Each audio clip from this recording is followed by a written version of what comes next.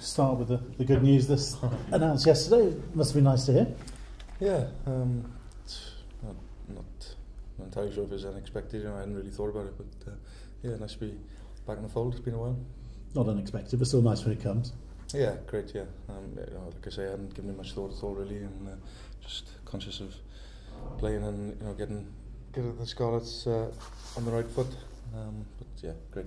With all your various injuries, it's been a while. Will it be a little bit strange walking back into that? Yeah, I think so. Yeah, yeah. It was Six Nations time last year. This year, sorry. I had to have my shoulders fixed, so just glad to be injury free. Talk us through the start to the season for you. Because you say you have been injury free, you've taken on the captaincy, you're now getting the reward at international level. Just how are you feeling within yourself about how it's gone? Not too bad. I still feel a bit rusty, to be honest.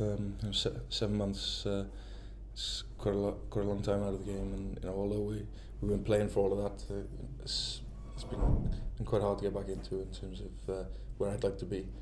But obviously I'm doing a little bit right to be thought of in this 35-man squad. So not a bad start, but a long way to go. And of course, with the injury to Danny Lydiate, there's a place there to target as well. Yeah, definitely. Yeah.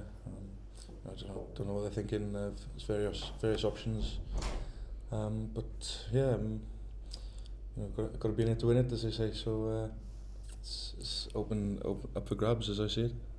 You're playing 8 at the Scarlets. You played 7 and 6 for Wales. Yeah. Do you just turn up and get put where they put you? I think so. Yeah. You could almost fall into that kind of trap that people have fallen into over the years, where you kind of be a jack of all trades, and you never really nail a position down, which is not the position I want to be in really. But I'm still learning a date, and I don't know what's going to happen in the near future.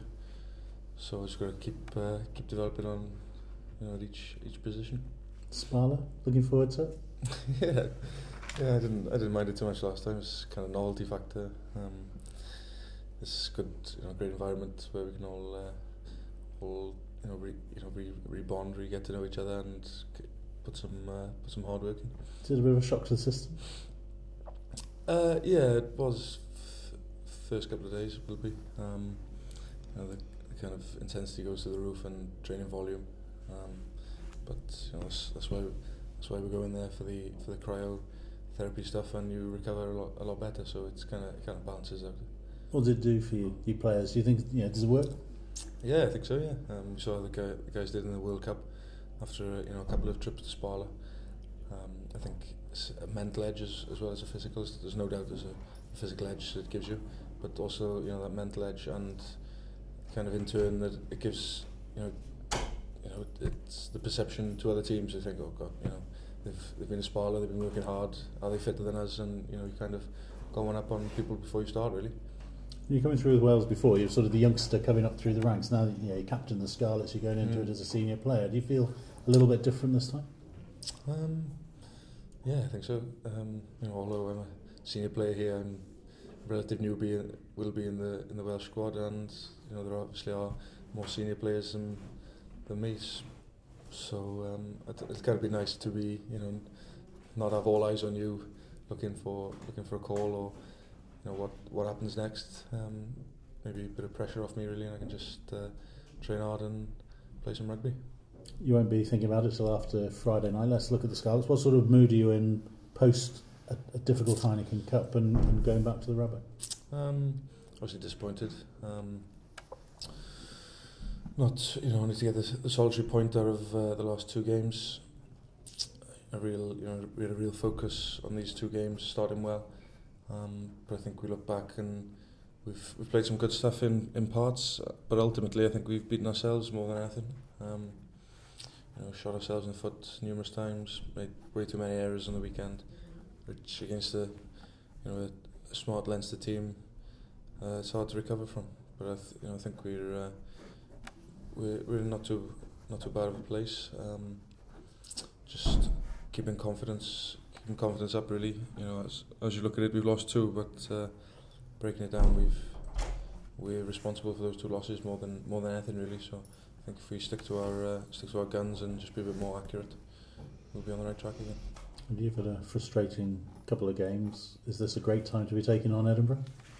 Yeah, definitely. I think so. We're looking to get back on track. You know, we're second in the league and looking to maintain that or climb. Edinburgh have had similar fortunes the last couple of games, not having scored a point, so they'll obviously be out to prove a point, as it were.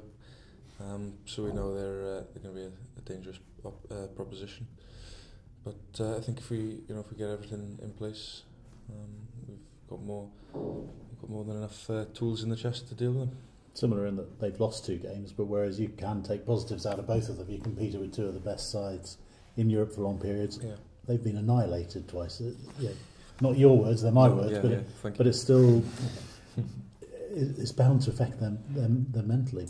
Yeah, it must be hard to take. Obviously, they're going to think that they're a better team than what they've showed, and they'll be adamant that they can put it right on Friday night. So that's the kind of challenge we face from them, not letting them get into their game plan. I think if we can put a bit of pressure on them first 20-30 minutes, they may well fold, but we'll have to see.